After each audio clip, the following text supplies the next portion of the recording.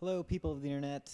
I am Ultimo. I make videos for GA Retro, the YouTube channel, and the website that goes alongside with the YouTube channel. And, you know, there's not much to this video, really. I'm just gonna play a little bit of Sonic Heroes, and then see how good the video quality is, because I'm using a new audio setup, and I'm trying really hard to get the best video quality as I can with my limited resources. Honestly, if I were to Is this the energy plant? ask other YouTubers what they use to make their fancy videos, they would probably laugh when I told them what I was using. Because my computer is painfully out of date. I'm not using the nicest video capture card, even though it's a fine one. I mean, it's not a piece of junk, but it's just not the greatest thing in the world. But these videos are mostly just for fun. If I do end up having a good amount of people interested in my videos, and you know, they would want me to continue making videos on a more regular basis, then yeah, sure, I'll make some more videos more often, and I'll look a little more into getting my hands on some of the nicer software and hardware and all that stuff. So, you know, and this isn't my first like experience in making YouTube videos. In the summer of 2011, I got really into making YouTube videos for Pokemon Wi-Fi battles and stuff, and you know, that actually was pretty successful for me. Actually, I had a lot of fun making those. I made so many. I even got my hands on what's called an ace card, and I would save battles on there and record directly off my computer. So I got like the best, you know, DS quality as you can get, even though my computer really wasn't very good at running the emulator. The emulator would just record it, and when it was all said and done, I had some really great videos, and a lot of people liked them. I ended up getting a decent amount of subscribers, not like, you know, an amazing amount, but you know, part of me thinks maybe I could have done something cool with that if I had kept it up, but I kind of lost interest in the super competitive Pokemon battling like that. I mean, because if you go on Wi-Fi, it's just cutthroat. I mean, like, yeah, it's takes a lot of practice. You're gonna lose a lot, and honestly, there's not a lot of variety. So I prefer not playing Wi-Fi anymore. But anyway, this isn't really about Pokemon, this video. I'm playing Sonic Heroes. This is a Grand Metropolis. I'm playing as Team Dark because I like Shadow. And this game, I believe, so many people give this game crap, and I don't know why. Like, it's stupid reasons. Like, it seems like they're just hating on the fact that it's you know, it's team-based and stuff. And sure, it might not be the fastest on game, but the level design is smooth. Like, the levels play out well for what they are. And it takes advantage of the whole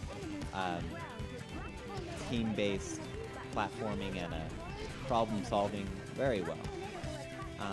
I actually signed a petition not too far back on the internet saying, give me Sonic Heroes 2. I love this game. It's colorful too. I think it's honestly one of the better games on the GameCube, which is the version I'm playing, obviously. I hear there's actually a lot of problems with the other versions of the game, especially with the PS2 version. It sounds like there's a lot of frame rate issues, and like some of the textures are a little off. I don't have any experience with that, but I hear it's not nearly as enjoyable on the PlayStation 2, which is weird, since it is the more powerful system. So, score one for GameCube. I love the GameCube. So, this game is kind of despite having the team-based platforming level design, it kind of goes back to an older like theme of Sonic games, I guess. There's basically 2 levels based on one theme, and then a boss fight, which works pretty well. That's how Sonic games used to be. But some of these levels do go on for a long time, and it can get kind of repetitive. That's probably one of the only like negative things I can say about this game, is that it's gonna get pretty repetitive if you're gonna do everything in the game, because to get the last story, you need to play all 4 teams, and each team has, I believe, 14 levels with a handful of boss fights. So it's gonna take a while, and since the levels, like, granted the level design is different, but the theme of all the levels, they're all the same each time you go through it. So you're gonna be seeing Grand Metropolis a minimum of 4 times if you're gonna play this game all the way through. So a little bit of a design flaw there, but it took me years to beat this game all the way through, like, honestly, because I didn't want to play it all at once. So I didn't mind, because I didn't sit down and try to play it all at once. But it's just a little heads up if you decide to pick this game up, if you were wondering on what it was going to offer to you. It's definitely a fun game, but it can get repetitive. But overall, the game does what it attempts to do well. It definitely knows what its limitations are. It knows how to take advantage of the 3 different types of gameplay that is presented in the levels.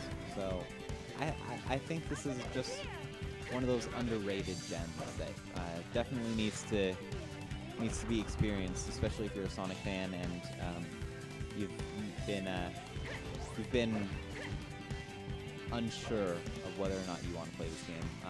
Definitely pick it up. It's worth your time.